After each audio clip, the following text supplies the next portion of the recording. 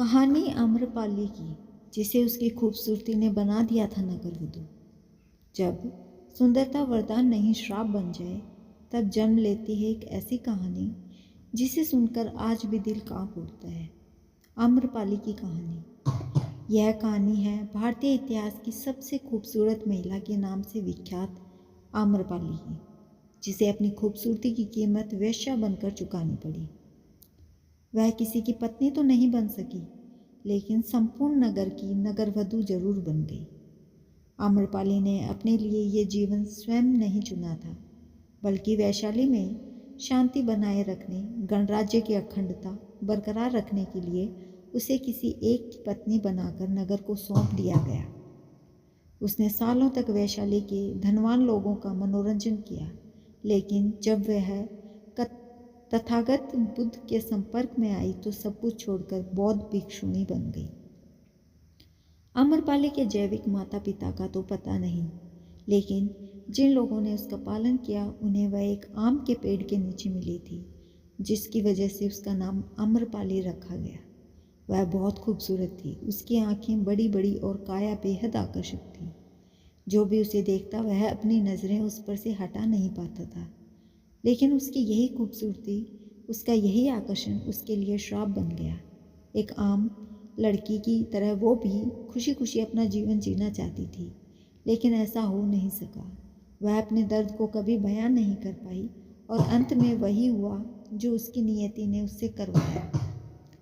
आम्रपाली जैसे जैसे बड़ी हुई, उसका सौंदर्य चरम पर पहुंचता गया, जिसकी वजह से वैशाली का हर पुरुष उसे अपनी दुल्हन बनाने के लिए बेताब रहने लगा।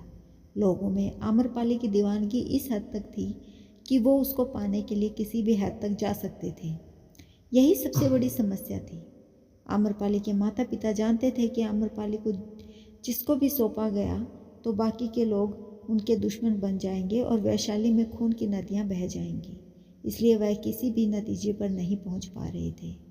इसी समस्या का हल खोजने के लिए एक दिन वैशाली में सभा का आयोजन हुआ। इस सभा में मौजूद सभी पुरुष आम्रपाली से विवाह करना चाहते थे, जिसकी वजह से कोई निर्णय लिया जाना मुश्किल हो गया था। इस समस्या के समाधान हेतु अलग अलग विचार प्रस्तुत किए गए, लेकिन कोई इस समस्या को सुलझा नहीं पाया। लेकिन अंत में जो निर्णय लिया गया उसने आम्रपाली की तकदीर को अंधेरी खाइयों में धकेल दिया। सर्वसम्मति के साथ आम्रपाली को नगरवधु यानी वेश्या घोषित कर दिया गया। ऐसा इसलिए किया गया क्योंकि सभी जन वैशाली के गणतंत्र को बचाना रखना चाहते थे, लेकिन अगर आम्रपाली को किसी एक को सौंप दिया जाता तो इससे एकाग्रता खंडित हो सकती थी। नगरवधु बनने के बाद हर कोई उसे पाने के लिए स्वतंत्र था। इस तरह गणतंत्र के एक निर्णय ने उसे भोग्य बनाकर छोड़ दिया। लेकिन आम्रपाली की कहानी यहीं समाप्त नहीं होती। आम्रपाली नगरवधु बनकर सालों तक वैशाली के लोगों का मनोरंजन करती है, लेकिन तभी एक दिन वो भगवान बुद्ध के संपर्क में आती है तो सब कुछ छोड़कर एक बौद्ध भिक्षुणी बन जाती है। आइए आम्रपाली के भिक्षुणी बनने की कहानी भी जान लेते हैं। बुद्ध अपने इस प्रवास में वैशाली आए। कहते हैं कि उनके साथ सैकड़ों शिष्य भी हमेशा साथ रहते थे।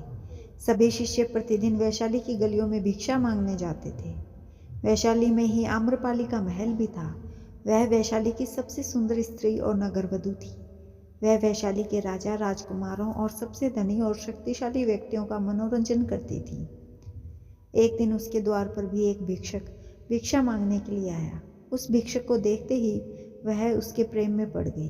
वह प्रतिदिन ही राजा और राजकुमारों को देखती थी, पर मात्र एक भिक्षा पात्र लिए हुए उस भिक्षुक में उसे अनुपम गरिमा और सौंदर्य दिखाई दिया। वह अपने परकोटे से भागी आई और भिक्षुक से बोली, आइए कृपया मेरा दान ग्रहण करें। उस भिक्षुक के पीछे और भी कई भिक्षुक थे। उन सभी की अपनी आंखों पर विश्वास नहीं हुआ। जब युवक भिक्षु आम्रपाली की भवन में भिक्षा लेने के लिए गया तो वे ईर्ष्या और क्रोध से जल उठे। भिक्षा देने के बाद आम्रपाली ने युवक भिक्षु से कहा, 3 दिनों के बाद वर्षा काल प्रारंभ होने वाला है। मैं चाहती हूँ आप उस अवधि में मेरे महल में ही रहें।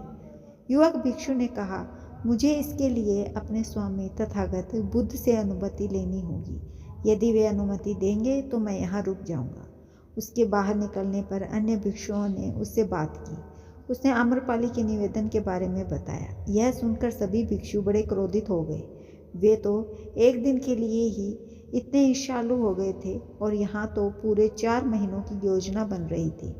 युवक भिक्षु के बुद्ध के पास पहुँचने से पहले ही कई भिक्षु वहाँ पहुँच गए और उन्होंने इस वृत्तांत को बढ़ा चढ़ाकर सुनाया।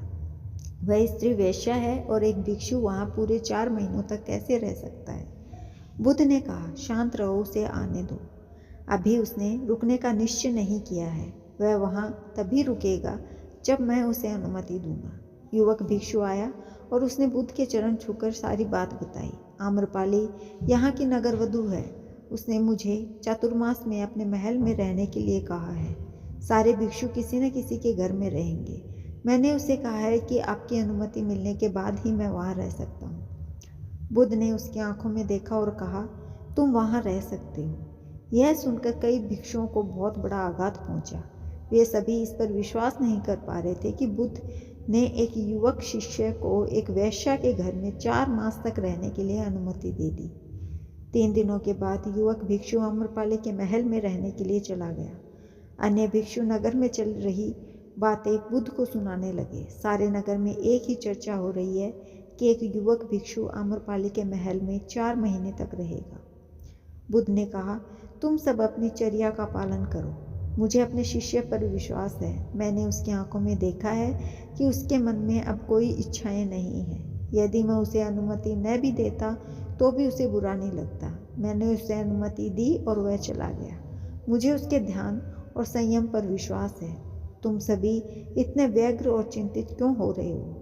यदि उसका धम्म अटल है तो आम्रपाली भी उससे प्रभावित हुए बिना नहीं रहेगी, और यदि उसका धम्म निर्बल है तो वह आम्रपाली के सामने समर्पण कर देगा।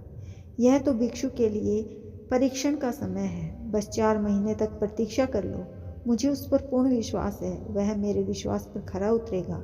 उनमें से कई भिक्षुओं को बुद्ध की बात पर विश्वास नहीं हुआ। उन्होंने सोचा वे उस पर नाहक ही इतना भरोसा करते हैं। भिक्षु अभी युवक है और आम्रपाली बहुत सुंदर है।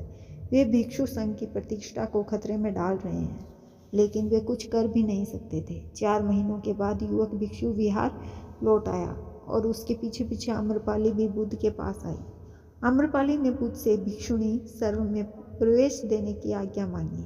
उसने कहा, मैंने आपके भिक्षु को अपनी ओर खींचने के हर संभव प्रयास किए, पर मैं हार गई। उसके आचरण ने मुझे यह मानने पर विवश कर दिया कि आपके चरणों में ही सत्य और मुक्ति का मार्ग है। मैं अपनी समस्त संपदा भिक्षु संघ के लिए दान में देती हूँ। आम्रपाली के महल और उपवनों को चातुर्मास में सभी भिक्षुओं के रहने के लिए उपयोग में लिया जाने लगा। आगे चलकर वह बुद्ध के संघ में सबसे प्रतिष्ठित भिक्षुणियों में से एक बनी। अगर आम्रपाली की इस अनसुनी, दर्द भरी और आध्यात्मिक यात्रा ने आपका दिल छुआ हो तो वीडियो को लाइक करें, शेयर करें और ऐसे ही दुर्लभ इतिहास जानने के लिए चैनल को जरूर सब्सक्राइब करें। धन्यवाद।